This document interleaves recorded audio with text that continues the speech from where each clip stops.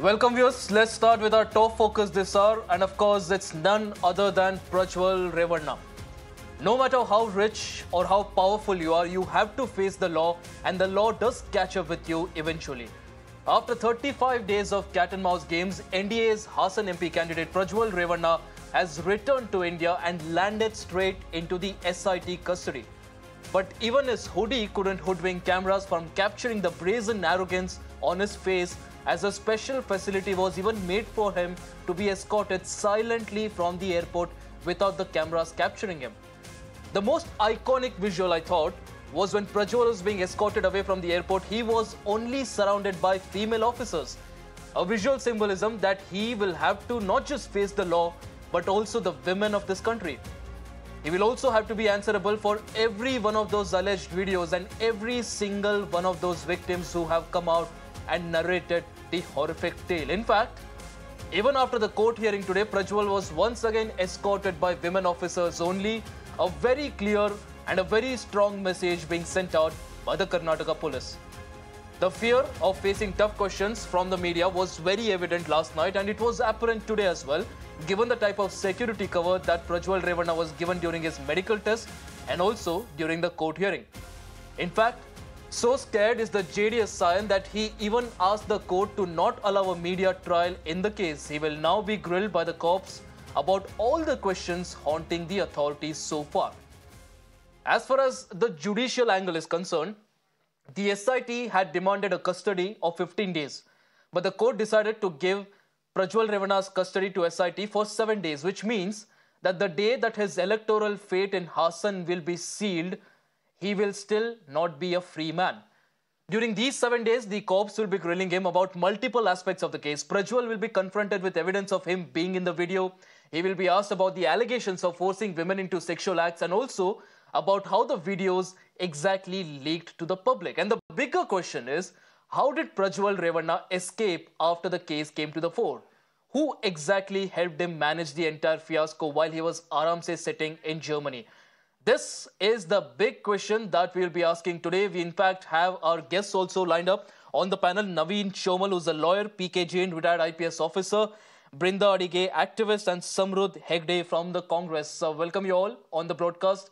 A very important discussion. This is a case that we have been tracking very closely, and some might even say that the intense pressure from the public and the media has in a way forced the authorities to act against a JDS scion who for a moment thought he was bigger than the law. Now, Naveen Chomal, let me start with you. Prajwal Revanna, from what we understand, the latest from the court details that we have, he will be in the SIT custody till June 6. Now, the election results will be out on June 4. This means that Prajwal Revanna will still be in SIT custody while his electoral fate will be sealed. Help us understand legally, how is this going to pan out? This is going to be a very awkward situation for him.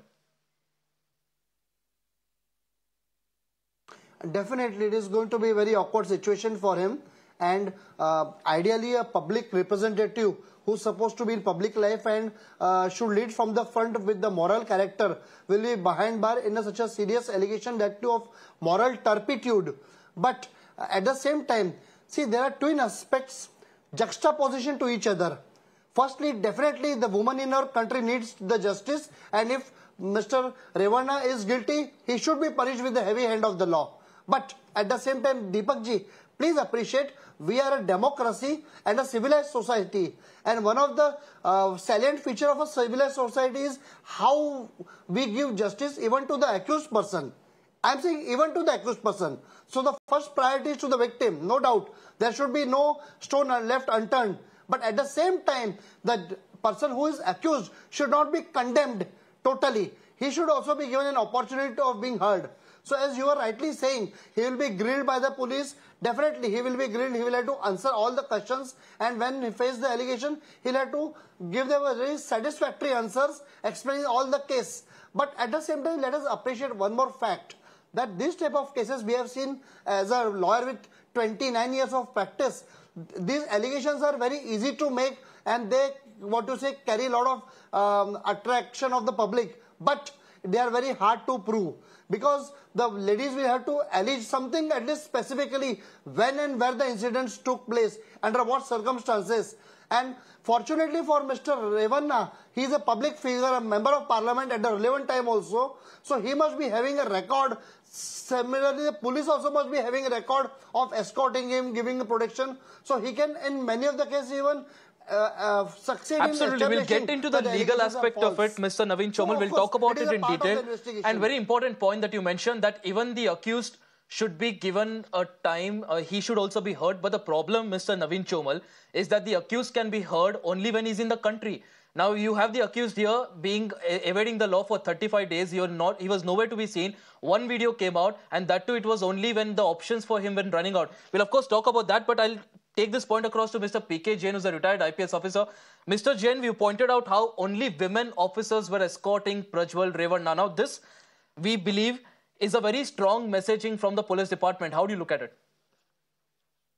Yes, Ashish, it's a fact that such cases of sexual offences are generally investigated by women officers, because it is in their company that the victims feel safe and they can confide the finer details of the offences. That is why the investigation is always invariably given to a woman officer in such a case. Now, it is a question of what kind of a team was sent to pick him up. Yes, women are equally competent. They form 30% of our force these days. So I think they're equally competent. There's nothing wrong in that. It, of course, sends a message to everybody that, yes, the women will be investigating, so the person will have to face the brunt of law. As far as this debauch is concerned, I mean, I don't agree with Mr. Chomal in many of his assertions. All those legal points, I'm sure that this debauch is going to exercise in the court. But what I suggest in such a case is, there are almost 2,400 videos that we learn from the public, from you people only. If that is the case, then an effort should be made to identify and bring forth as many women as possible to lodge individual complaints. And as many number of cases should be registered against this person. Because what happens is that in the police practice, if there's a series of offenses like this, they are all clubbed together and only one case is registered. I would recommend to the government of Karnataka that they should register an individual case in each and every incident. And if there's a set of women, same woman is appearing in different videos, in those cases, probably those cases could still be clubbed. But as far as different women are concerned, different cases should be registered so that the person remains incarcerated in the jail for a long time and he pays for his crimes, the heinous crimes that he has committed. I mean, it is abhorrent, the kind of offenses that this person has committed.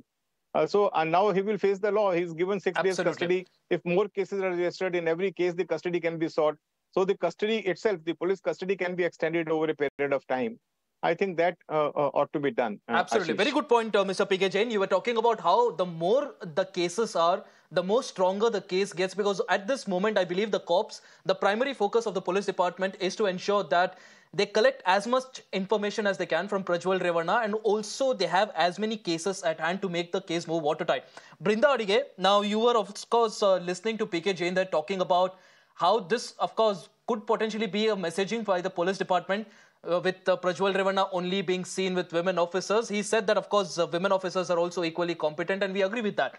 But also, do you think the other thing that the police department here is trying to do is, when you see visuals of Prajwal Revanna being dragged out of court, all the women officers being there around him, a lot of victims who so far have not spoken out because of the fear, because of the kind of people that they will be taking on.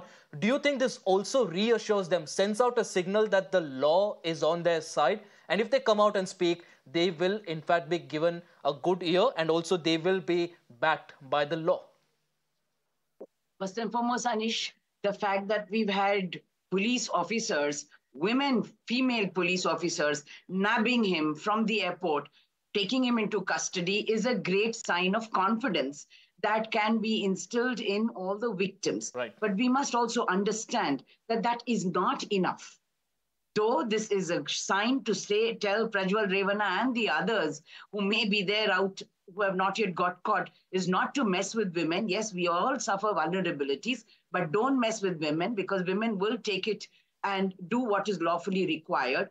We need to also get the State Commission for Women. We need the Department of Women and Child. We need the police. We need a lot of these departments, especially the court, to constitute some kind of an ombudsman that will instill the greater confidence not only in the women but their families. Because in this particular case, it is not just the victim, it is victim and extended victims who are families. They've been asked to move out of rented homes, they've been thrown out of jobs. And you must understand that this particular family has a very strong hold, not just political, but a very strong social hold on in Hassan. And that makes it an even more challenging and difficult times for the victims and their families. So even if the victims are coming forward, we know that a lot of families are not going to allow them to come forward. They have school-going children, they have young children in colleges, and all of this affects, because we have somewhere allowed, socially sanctioned that the man can do what he wants, but the woman would be the one who has to carry and bear the burden. So this responsibility is also on us as a community. All of this put together, the greater example that must be set by the government and especially the courts is this man will not get bail easily and immediately. That must go across very, very strongly. There are several culprits across jails in our country who've not got bail for ABCD reasons, and this man should be one of them. Secondly, the entire Brindarika, of course, you're making a very good point about women's safety and the assurance that has to be given to the women. I'll, of course, come back to you. But let me also get in Samruddh Hegde from the Congress, because it's very hard to keep politics out of a matter like this, because this is riddled with politics. And, of course, that will be one of the key factors that will be discussed. Samruddh Hegde, now we don't have the BJP here for reasons best known to them, but as someone who's representing the Congress, the state government is in your hands, and the BJP and the JDS have continued to claim that they're offering all the support that they can to the probe. Do you believe so? So let me start off by saying what the government has done, Ashish. Thank you for having me on the show, firstly. Now, the Karnataka government is taking a three-pronged approach. Firstly, and most importantly, it's about the safety and security of the victims. We have to create a conducive environment to ensure that the victims are coming out and sharing their stories and being part of the trial and part of the investigation to ensure that a very strong case is formed. And I welcome the suggestion made by Brinda Adigeji to maybe form an ombudsman, and I'll probably take this suggestion up according in the government. I think it's very important that the women have been put through a very traumatic experience, and they require to be provided safety and security, and the government will provide that, and we ensure that that they come out, and we've also opened up a helpline number for them to come out in certain cases. The second role that the government will play in this case is to ensure that there's an impartial and free investigation. The government has constituted an SIT with very experienced and senior officers, and as you saw the symbolism today, which shows that the women will not back down, that they will not be trampled upon, and that they stand strong in this country. So second is that we will ensure that a free and fair investigation and impartial investigation will take place. And thirdly, we shall ensure that a strong and a very comprehensive case is put forth before in the courts of law. We have to ensure, and we have ensured that a special public prosecutor has been appointed.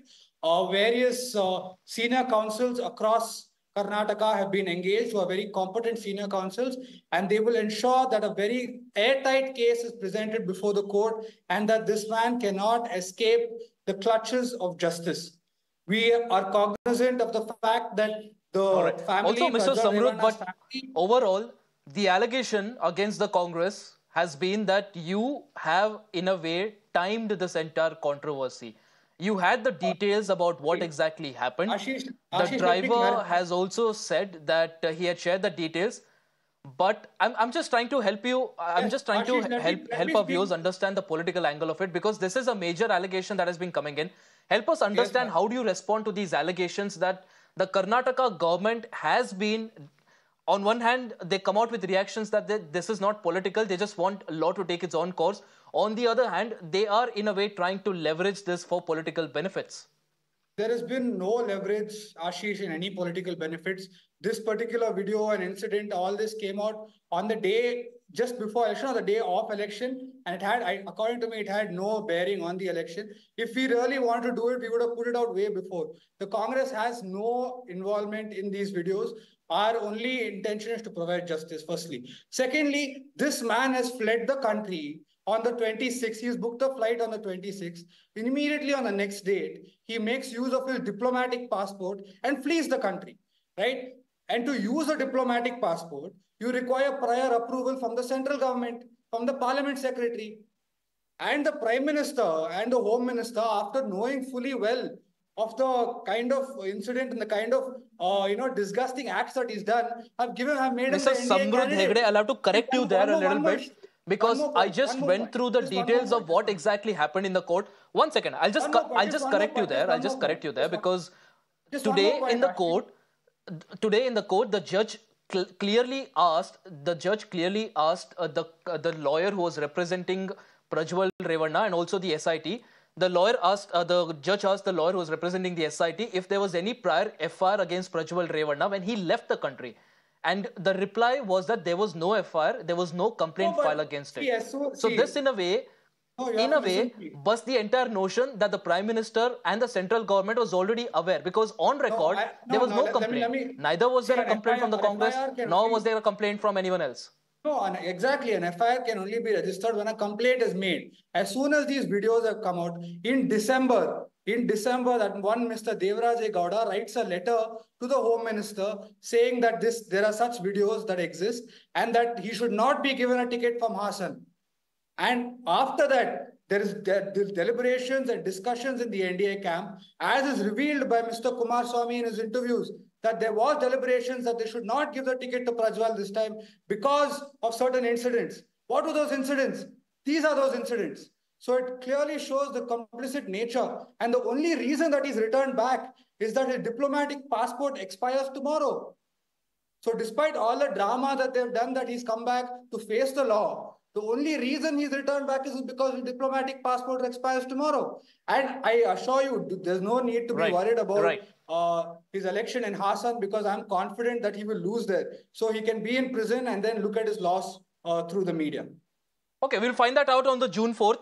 Naveen Chomal, I'll have to get you in here. Help us understand legally what the future looks like for Prajwal Revanna, because by the looks of it, this looks like it's going to be a long-drawn legal battle.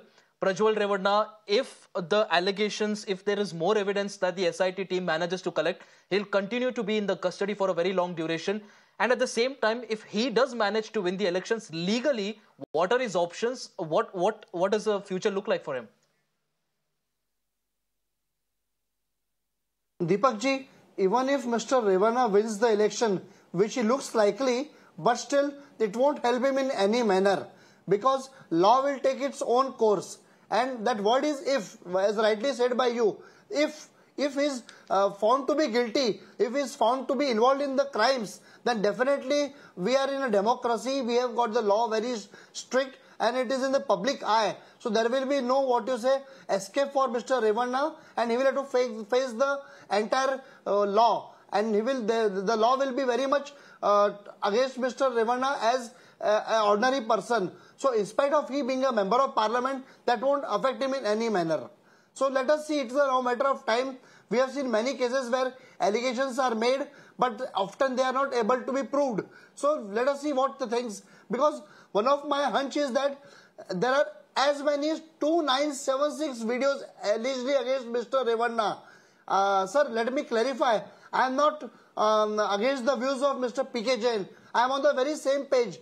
But what Mr. P.K. Jain has been saying, that he has done the crime. I am saying there is one word, if he has done the crime, because we are at the nascent stage of the investigation. So let the investigation progress, and in the coming, maybe after a couple of months, we'll get a proper picture. So let the investigation team be given at least a couple of months' time. Mr. Naveen Chomal, what helps you give a benefit of doubt to Prajwal Revanna? Because see, the allegations are that he had committed the wrong act on 2976 women. Sir, I have been in criminal field and also the public life. So I understand that it is not possible, it is virtually impossible for a public figure to commit all those crimes, 2976 incidents, and no one the okay, wiser.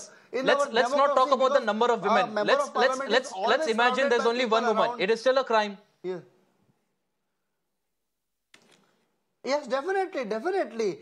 Whether I shoot a man with 6 bullets or 1 bullet also, he's going to die. So even if he's committed one crime, he'll have to face the music. But now when the allegations are of such a nature, and then Deepakji, please also appreciate, as a self-goal scored by Mr. Hegde, he has admitted that the video clips were in the circulation since around December. So the Congress government was not taking them seriously or waiting for it. So there is definitely a political undercurrent also behind it. So definitely we have seen the cases. In fact, our legislature is wise about the fact that often the politicians are falsely implicated also. I am not giving clean sheet to Mr. Revanna. Today it is a time that he should be looked with suspicion and the entire police machinery should be given a free hand to investigate. But for example, in 1973 when the Code of Criminal Procedure was enacted again, so there was a provision for anticipatory bail, only visualizing, because they had got wiser with the experience that politicians often tend to level false allegations. And this particular allegations about women is one of the, what you say, Brahmastra against a political rival. So of course it's a nascent stage. Let us not make any comment. Let us not condemn Revanna also. Okay, I'll directly ask Mr. P.K. Jain to respond to you. Mr. P.K. Jain, you've been hearing Naveen Chomal speak. What do you make of his assessment of the entire case, the way he's looking at it? Do you agree with it? With due regard, I disagree with him.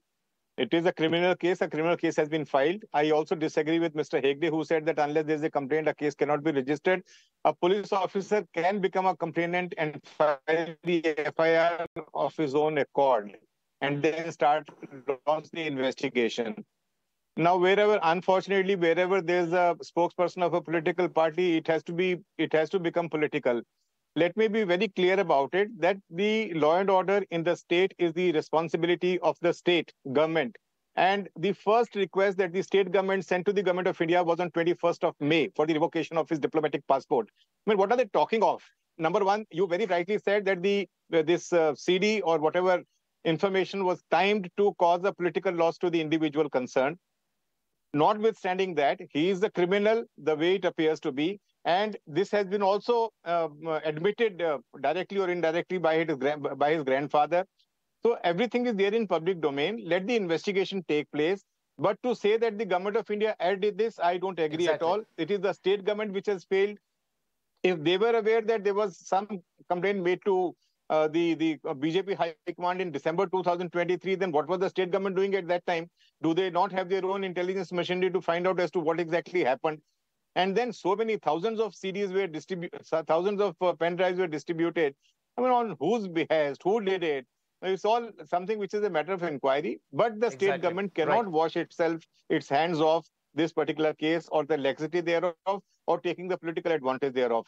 All said and done, Ashish, I'm very categorical again that different cases must be registered. The state government taking any steps to do that? Or it is only that they want to politically malign him and that's the end of it.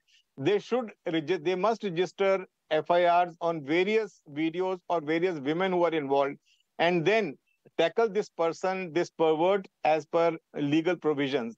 I'm sure that Mr. Chomal, all those arguments do stand and can be made out in the court. As far as the investigation is concerned, once an FIR has been lodged, we take it as sacrosanct and we try to find out and establish the facts as per the FIR. If they are established, this man will have to be prosecuted. He will have to face the court. He will have to face the law.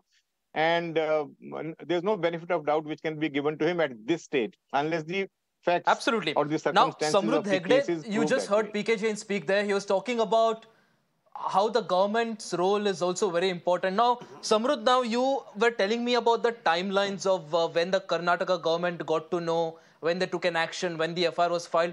Just for my understanding, can you help me understand when exactly Karnataka government was made aware about this entire controversy?